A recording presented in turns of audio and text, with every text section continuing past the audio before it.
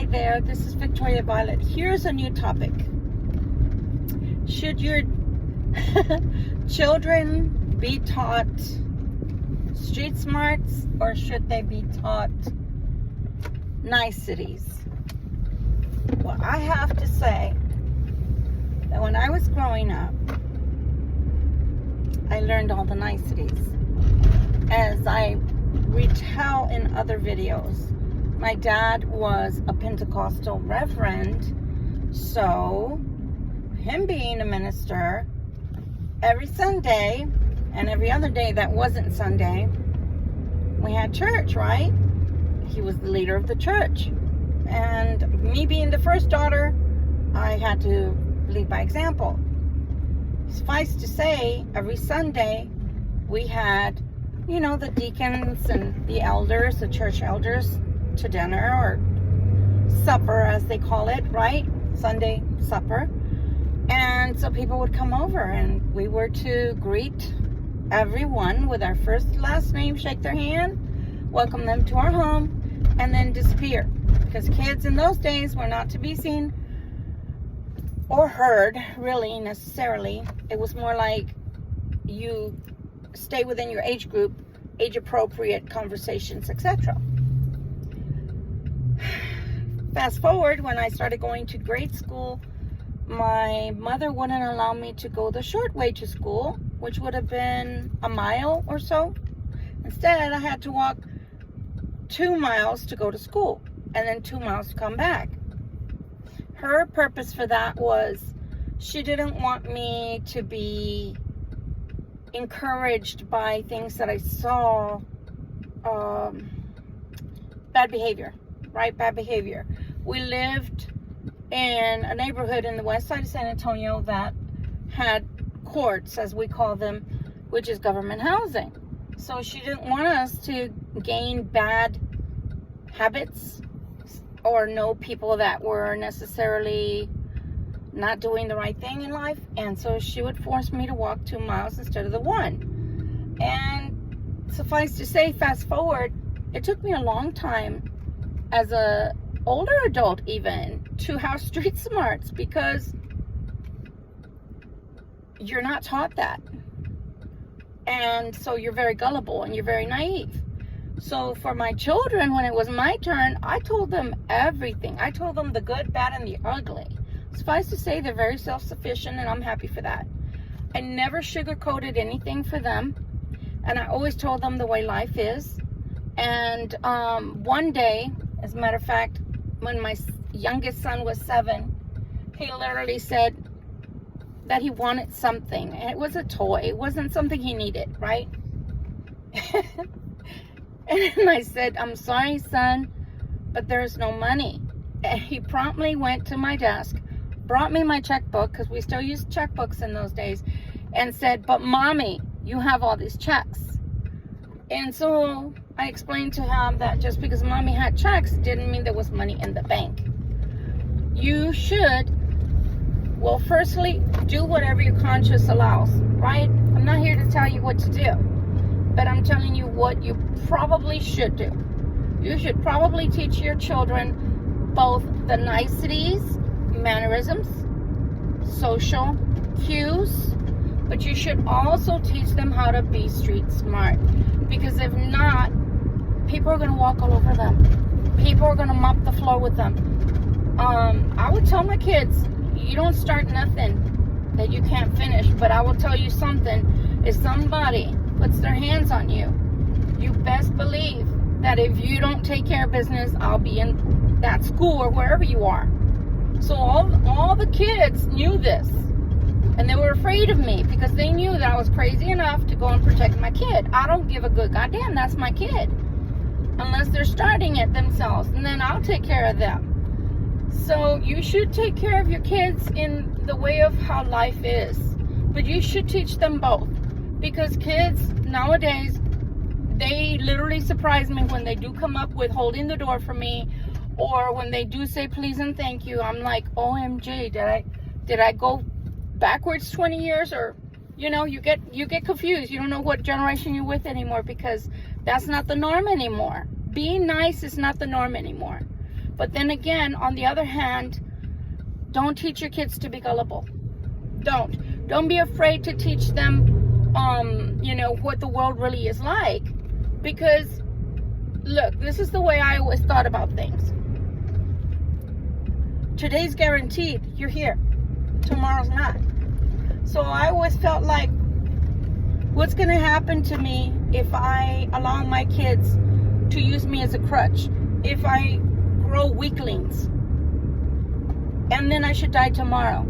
How are they going to get on in this life, in this world, without me? How? When all I've done to them is show them, ay, pobrecito, ay, pobrecita, poor thing, I need to take care of you. Because, it's like George Lopez says, and why are you crying? Look, he can't walk. They're, 10 years old and you're still carrying them. No. I never wanted to have them feel like mommy is a crutch and mommy will be here forever. Because you know what? Mommy may be here today and mommy may be gone tomorrow. So I always taught them the good, the bad, and the ugly about life. Life is good if you make it good, but life can be, hard as well. There's hard times, hard knocks that come. And there's people, again, for a male or a female child, there's people that are going to want to use you, people that are going to want to abuse you. They're narcissistic. We all know them. We all know to stay away, sidestep them. But they come. And if you don't teach your little girls to be strong, and dads, you are needed in this. Oh my gosh. Dads, you are needed in your little girl's life. Because you need to teach them not to take bullshit from men, and how to be a prime and beautiful example of what your little girls should look like. Because they see how you treat mom. They see how you treat them. And then they will go on to look for men that will treat them in that same value system. And boys need their moms, because they need that tenderness. They need to know how to be tender towards their women.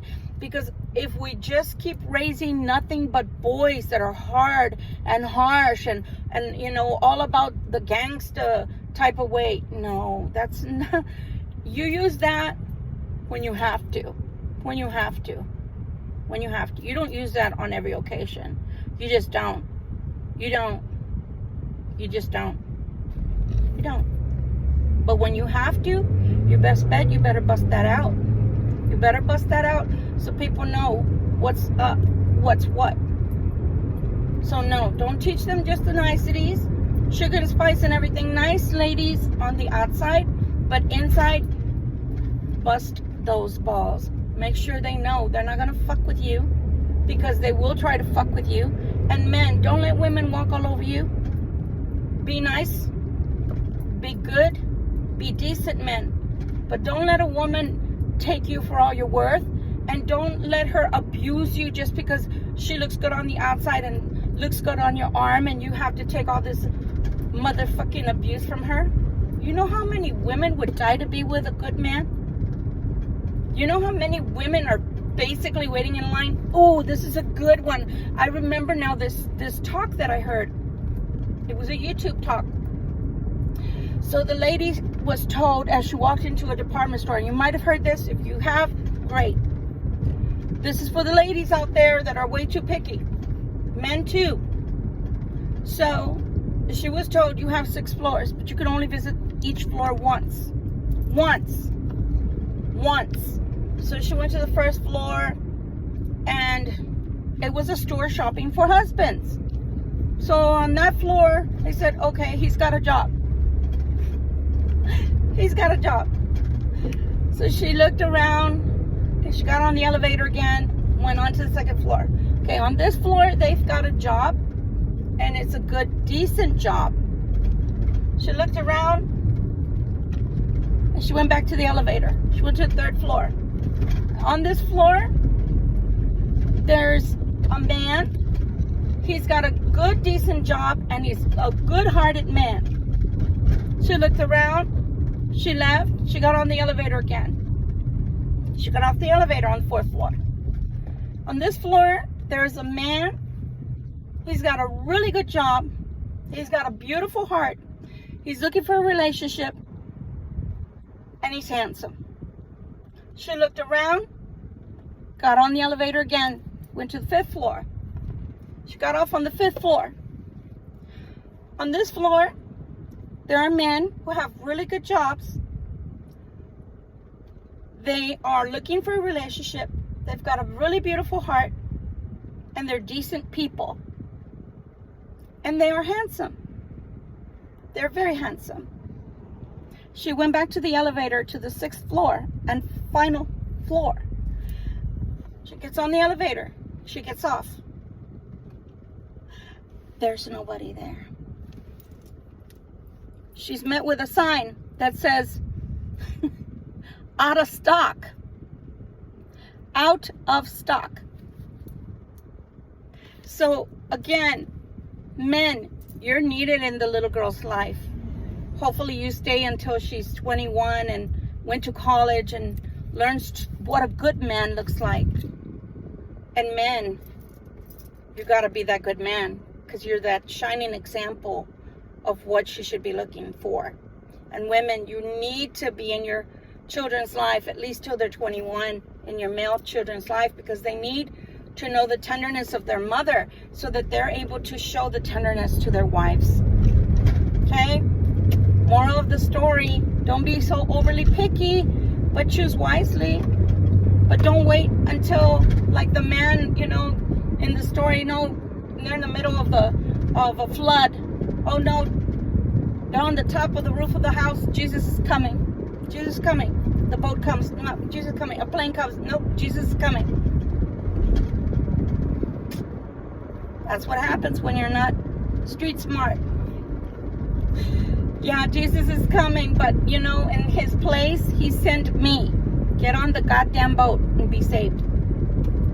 So, again, use your wisdom, use your discernment, but mothers and fathers, teach your children how to be both street smart when they need to be and cordial when they should be.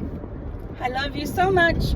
This is Victoria Violet, and I hope everyone, including myself, will have learned something from this conversation. I'm street smart now, I promise you that, but I wasn't back then. Toodles!